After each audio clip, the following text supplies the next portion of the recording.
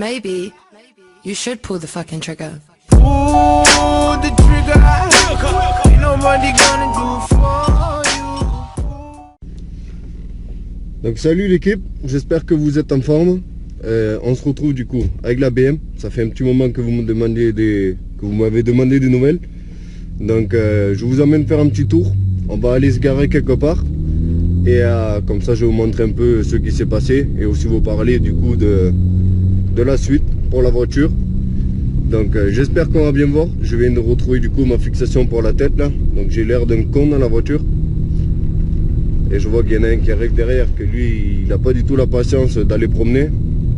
Lui il est plutôt en mode je rentre du travail, je suis pressé, c'est vendredi, je préfère me buter sur la route et mourir pour gagner 10 minutes de week-end plutôt que de rentrer tranquillement. Bref, voilà, petit coup de gueule. Donc on va pas la faire tirer pour l'instant parce que comme vous pouvez voir, et j'espère qu'on va bien voir, elle est froide. Donc on verra si on fera une petite accélération ou pas quand elle sera chaude. C'est sûr on va pas faire le 0 à 100 chronométré, mais je vais quand même essayer de vous faire écouter un petit peu le bruit. Donc on va aller se garer du coup quelque part.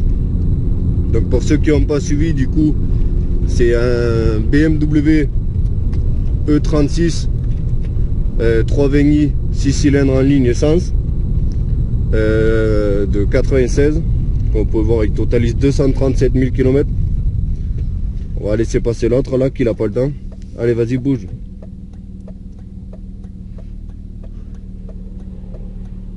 Allez, vas-y, roule, roule. Le mec, il a pas le temps, gros. Il est en mode vénère de la ville. Là, voilà, je disais, ouais, c'est un BMW E36 320i. Du coup, de 96. Que du coup, j'ai acheté, que je dois refaire quelques trucs dessus. Vous pouvez voir le premier truc, ouais, c'est les panneaux de porte ici. C'est la maladie des E36 comme ça. Le plafonnier il a déjà été refait. Je vais essayer de regarder.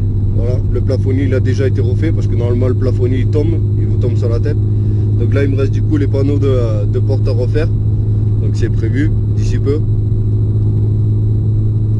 Donc après quoi vous dire de plus, voilà, elle a 237 000 km, elle tourne comme une montre suisse. Après c'est le genre de voiture, si elle n'a pas été brutalisée, ça peut facilement dépasser les 300 000 sans problème, malgré que ce soit en essence. J'en ai déjà possédé une, exactement la même, qui avait 290 000 et elle était en pleine forme. Donc c'est largement possible. Et vu que c'était, moi je l'ai acheté du coup à une jeune, une gonzesse, quoi, une fille. Et en fait elle avait acheté du coup à une personne âgée qu'il avait acheté en première main. Donc j'ai le carnet d'entretien qui est tamponné chez BMW et tout. Lui il a toujours entretenu là-bas, c'était une première main, voilà. Et la fille qui l'a acheté, elle a juste amélioré l'esthétique. Mais après elle a pas, apparemment, après je la connais pas plus que ça, elle a pas brutalisé. Elle a pas fait de run, des choses comme ça, c'était vraiment que esthétique pour promener.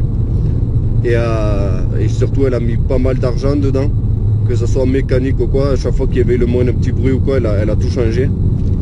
Après voilà, elle a quelques défauts au niveau de ce qui a été fait, justement les améliorations qu'elle a fait dessus. Après chacun son avis là-dessus. Et moi personnellement il y a quelques trucs qui me plaît pas, qui du coup je suis en train de modifier petit à petit. Et on va essayer de se garer là et je vais faire le point avec vous.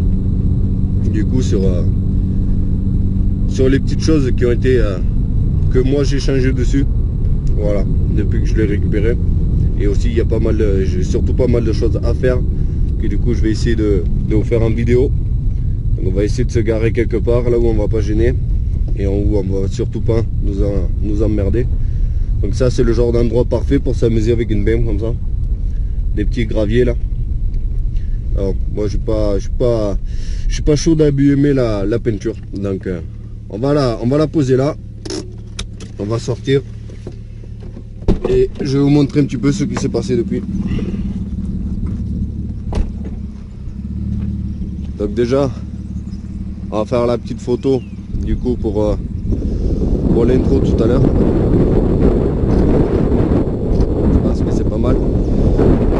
Malheureusement il y a un peu de vent, donc j'espère que ça va pas tout bousiller. Donc du coup, il y avait des coupelles d'amortisseurs désaxés, on appelle ça, pour en fait avoir un max de carrossage. Mais voilà, c'est des trucs destinés normalement au circuit et tout. Moi j'aimais pas du tout parce que ça dégrade le comportement de la voiture et ça m'a surtout niqué les pneus à l'intérieur, le fait d'avoir beaucoup de carrossage. Donc du coup j'ai remis les coupelles d'amortisseur d'origine dessus. Ça m'a pris pas mal de temps franchement.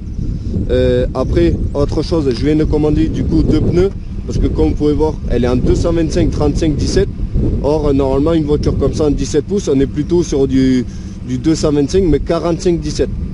Donc moi ce que j'ai fait, c'est que j'ai commandé du 215 je crois, 215 mais 40 et 17 pour avoir un peu plus de hauteur de pneus quoi. Parce que là en fait elle a mis ça pour que ça fasse esthétique, il y a des petits pneus à l'avant, mais c'est pas bon du tout quoi, ça déforme complètement le comportement de la voiture parce que si vous voulez en fait le diamètre de la roue est trop petit. Donc voilà, j'ai commandé des pneus qui sont plus hauts du coup. Pas du 45 comme ça devrait, mais un petit peu plus haut parce qu'après sinon ça va frotter de partout. Donc voilà, j'ai commandé du coup 2 pneus neufs qu'il va falloir que je monte. Là je vous filmerai tout ça. Pareil, j'ai les Cylindre Block Powerflex du coup renforcés garantie à vie Black Series pour l'avant, pour les trains avant et aussi pour le train arrière. Voilà. Donc je pense que dès que je vais démonter les roues pour amener faire changer les pneus, dès que je les reçois, je vais en profiter du coup pour monter les Cylindre Block Powerflex à l'avant. Voilà, ça c'était au niveau de la roue avant. Après, il y a beaucoup de monde qui du coup me parlait de l'aileron. Comme vous pouvez voir, à la base il était en position haute parce que c'est un aileron du coup type M3 GT. Donc normalement l'aileron il était carrément ici là, il était vachement plus haut. Il y a des cales de cette hauteur là normalement qui viennent là. Donc je voulais carrément l'enlever et en fait sauf que malgré qu'il avait été collé par un carrossier et que j'ai tout chauffé et tout, au moment de le décoller, ça a décollé le vernis, la peinture du coffre. Donc le coffre pour moi il est mort ou sinon il faut entièrement le refaire. Donc du coup ce que j'ai fait c'est que je l'ai passé en position basse pour que ça fasse un peu moins violent, un peu plus discret. Et ça reste quand même un équipement qui équipait les BMW. Donc je commence à me faire petit à petit mais je suis pas super fan, donc je pense que peut-être un jour si j'arrive à trouver du coup un coffre gris, je laisserai ce coffre du coup avec l'aileron et je mettrai un autre coffre du coup sans l'aileron. Voilà. Donc c'est tout ce que j'ai fait du coup dessus pour l'instant, parce que déjà changer les coupelles d'amorto à l'avant et tout ça prend pas mal de temps. Donc là j'attends de recevoir les pneus, comme ça je vais faire les Cylindre Block renforcés Powerflex du coup à l'avant et changer les pneus aussi. Et après on passera au train arrière. Pareil du coup je l'ai un peu rehaussé comme vous pouvez voir pour ceux qui ont vu la première vidéo. Je l'ai pas mal rehaussé du coup à l'arrière parce qu'à l'arrière ça frottait de longue. Même quand on était assis à deux dedans, s'il y avait des petits défauts ou des petites bosses sur la route, ça frottait tout le temps. Donc c'était juste inconduisible quoi. C'est sûr c'était super beau à voir, mais c'est pas utilisable pour faire des trajets des trajets de tous les jours ou partir loin quoi. Et pareil à l'avant du coup je l'ai rehaussé aussi. Et comme on peut voir il y a beaucoup plus d'espace à l'avant, mais ça c'est parce que le pneu il est trop petit à l'avant. C'est pas les bons pneus. Donc ça devrait se remplir un petit peu mieux avec les nouveaux pneus. Et voilà, du coup de l'avoir rehaussé un petit peu, maintenant je peux passer au niveau des dodanes et tout ça. Parce qu'avant j'étais obligé de manœuvrer de longue, donc ça c'était hyper chiant. Pareil du coup j'ai les feux arrière, parce que ceux-là ils sont légèrement teintés comme vous pouvez voir. Ils sont légèrement fumés. J'ai exactement les mêmes en neuf, avec du coup où c'est comment dire, c'est rouge et blanc. Voilà, ils sont pas du tout teintés. Donc c'est à peu près tout. Train avant, nouveaux pneus, refaire les panneaux de porte et voilà. Donc maintenant je vais essayer de baisser un petit peu la vitre maintenant qu'elle est bien chaude. Et j'espère qu'on va bien entendre le bruit. J'ai acheté du coup un support type ventouse là pour pouvoir vous caler la GoPro. Comme ça si jamais il y en a qui veulent qu'on fasse une petite vidéo pour faire entendre le bruit, parce que vraiment elle chante vraiment super bien. À ce moment là je ventouserai du coup la GoPro dehors sur la voiture. Voilà. Donc je vais arrêter de parler vite fait et je vais laisser parler le moteur. Voilà.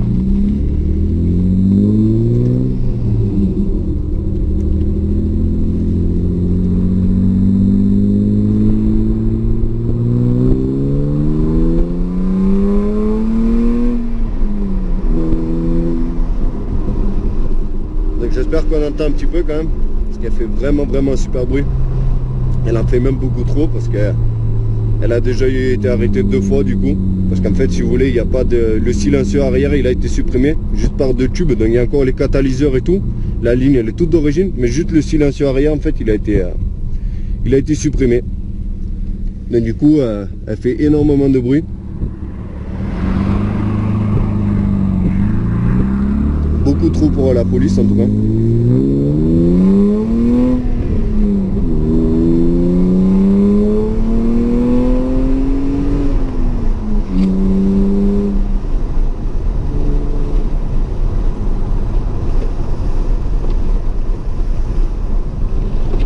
Là, pareil, comme on peut voir, la vitre elle monte, elle se met de travers.